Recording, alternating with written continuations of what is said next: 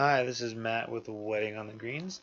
I'm going to go through selection in Lightroom versus selection in Photoshop and talk about the merits of each. I think they each have their own place, and it's not really the case that one is always better than the other. Wedding on the Greens goes through a lot of photos that give an opportunity to use selection because we're an all-inclusive wedding venue in Southern California, in specifically Temecula, and photography is included in the package if it's an all-inclusive package. So since we have a lot of weddings at our wedding venue, Wedding on the Greens, we also have to go through a lot of photos. I'm going to go through just a few photos to illustrate my points here from a recent wedding that we shot at Wedding on the Greens. So to go through that, I'm going to go through 5 photographs. First, I'm going to point out that not all of your photos, and perhaps most of your photos, won't need selection. This first photo is an example of that, where you can do most things with global adjustments and very minimal local adjustments. This second photo is going to show the way I select and do edge refinement in Lightroom. And because it would take too long to go through the entire edge selection on that photo, I have 3 to show you that it can be done, and it serves as an instance of edge refinement's product in Lightroom. Number 4 is an example of selection and edge refinement in Photoshop. It's going to show that Photoshop is actually much more efficient for that purpose. Photo 4, along with photo 5 along with photo 4 is going to show that even though the selection and edge refinement is better in Photoshop for edges, the selection brush in Lightroom still has a lot of good uses. Photo 5 will show one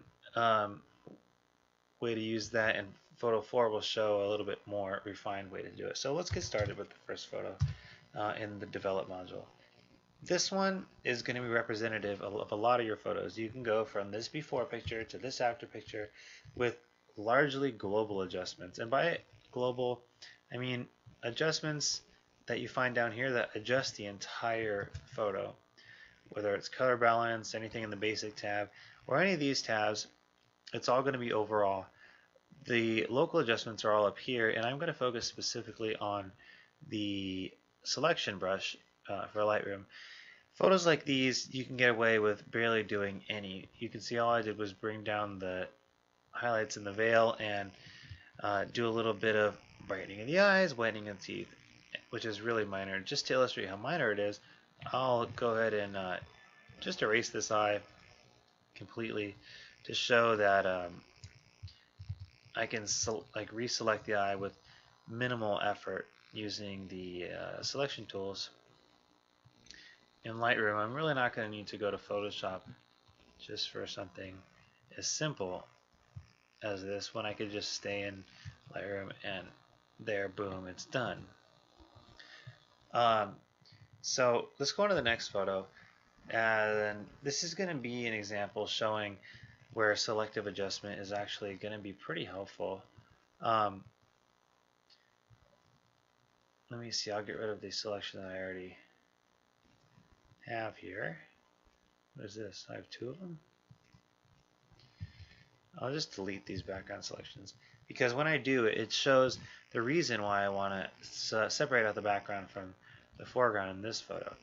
If you notice, the orange in the subject's face here is just about the same orange as the background. I feel like they're clashing a little bit.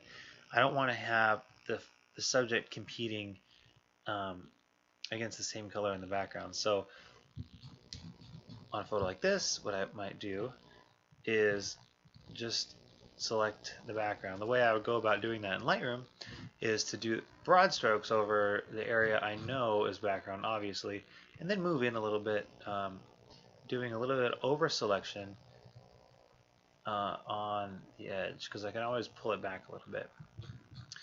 The reason I do over selection is for areas like this, because I find it easier to push back the selection like this, as opposed to going in to the crevices like this, because I have to gradually be shrinking my selection brush and getting down to this very nitty-gritty part, when I find that it comes out a little bit cleaner if I just end up doing this, especially because heads tend to have a pretty even shape that's easy to do that with.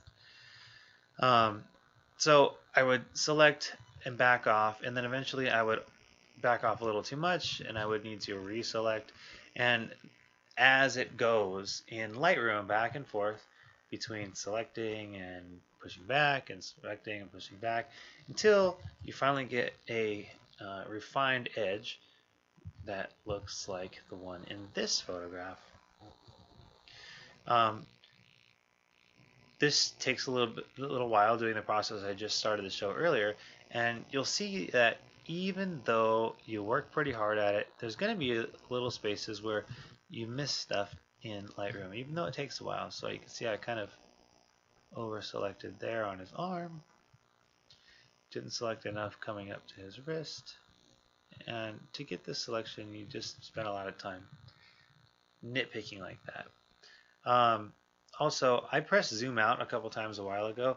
You'll notice that once you do a lot of selections like this with the brush in Lightroom, it tends to be actually not only inefficient with your time selecting, but inefficient with your processor's resources.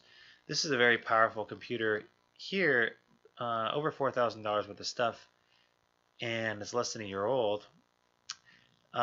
It's got 12 processors in it, 12 logical processors. And what Lightroom does is actually, this is a total sidetrack, is disperse the workload as if it's one processor. So there's a large percentage of processing potential here that's totally untapped because Lightroom is not very efficient with that. Anyway, this photo just illustrates that a selection like this can be done. But let's go to the next photo to show how you can do a selection like that in Photoshop. So this is another photo where we'd want to separate out the background from the foreground, but in Photoshop, let's go ahead and do that more quickly. I have some things done ahead of time on this particular photograph just for illustration purposes, but I'll show you what I did and show you how I did it. So I did adjustments for the background and adjustments for the foreground separately under different tabs. I used vibrance levels and exposures in the background and foreground, but the foreground also has a selective color adjustment just to get the tones right on the skin. The way I selected and applied those just where I wanted was using this tool called Quick Selection Tool. I'll show you how I did it. You have to select the layer with the photograph on it so it reads the photograph information. It can't read the photograph information if you select the folder or any of these three adjustments. So let's select the right layer, and look at how broad these strokes are. You'll see that Photoshop figures out what I'm trying to do and does it for me. It gets pretty dang close, and this is not a new feature. It's been around a long time. So I do a little bit of that back and forth, select, over select, push back, but only to a very minimal extent here, because instead of doing it manually, I'm just aiding the automatic sensing mechanism that's in this tool. So it's really great in that way. There we go. All I'm really going to have to do here is say, okay, that's good enough, and I don't have to refine the edge manually. I can just use the Refine Edge tool, which many Photoshop users are familiar with, and I could say, all right, look here for some hair, here's some textures, and it'll just find the fibers of the hair without having to select that whole part, and I think that's a pretty neat feature. So there you go, I have my selection, and you could tell that that selection was just for the background. But what if you want to end up selecting also the foreground? Well, in Lightroom, what you would have to do is do that same process of over selecting and pushing back twice. You would do it once for the background and then again for the foreground. Here, you use the same selection, and all you would do is inverse it, which has a keyboard shortcut, Shift Control I. And I like to use keyboard shortcuts, so let me do that, Shift Control I, and then you'll see that it went ahead and selected the foreground. So in order to apply that, all I did was make those selections masks, one for the foreground, one for the background, and the mask was over a folder that only applied these adjustments to the white area here, so the background, and these adjustments to the foreground. That way you can see that's how this happened. That's all I do in Photoshop on photos like this. I don't do anything tricky, even though I could change all sorts of things. It's Photoshop. But I usually go and just do refinements after this in Lightroom. I just come over here to adjust some tone and color, because Photoshop has some superior tone and color adjustments. I particularly like the selective color adjustment, because you can do essentially a color balance with individual colors, and you can't do that in Lightroom. So yeah, I will go ahead and save that. I'm not going to save it now because I've already done this. And then it appears in Lightroom. And then from Lightroom, I would just go ahead and finish the photo, add some adjustments on top of it. Let's go to the next photo here. Now that we're done with the actual selection, let me show you some things that this brush tool can do a little bit more easily than you can do in Photoshop. So I'm just going to show you the effect of this selection here by deleting that selection. You'll see that it got very gray. For some reason, the way the light was hitting her face, it cast a gray shadow on her chin, and I thought it looked weird. It kind of looked like somebody sprayed her chin with gray spray paint. So what I did is added this, and you can see it put a little bit of color back just by selecting, and all I did was up the saturation on that. So that's one approach. I'm going to go back to the previous photo and show a more refined approach to that same method. So let's pull up our adjustment brush, and I'll put the overlay on for you to see, and you'll see that what I did here is the selection is more red in some spots and less red in some spots.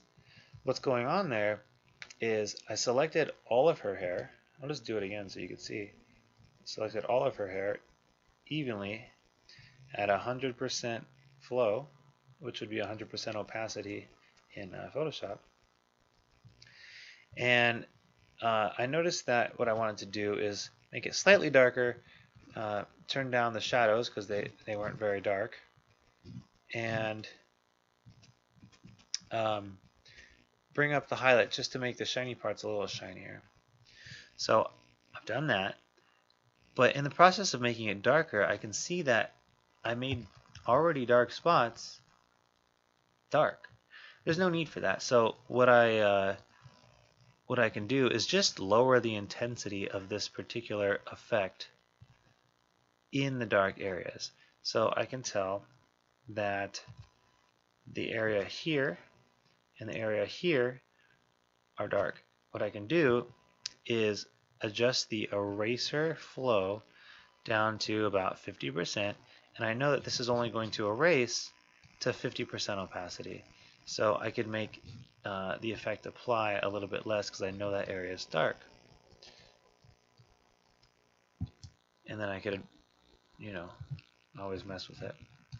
I think that's a pretty cool feature that you can't access as easily in Photoshop. So there you go. Here's the effect that we get on the hair. And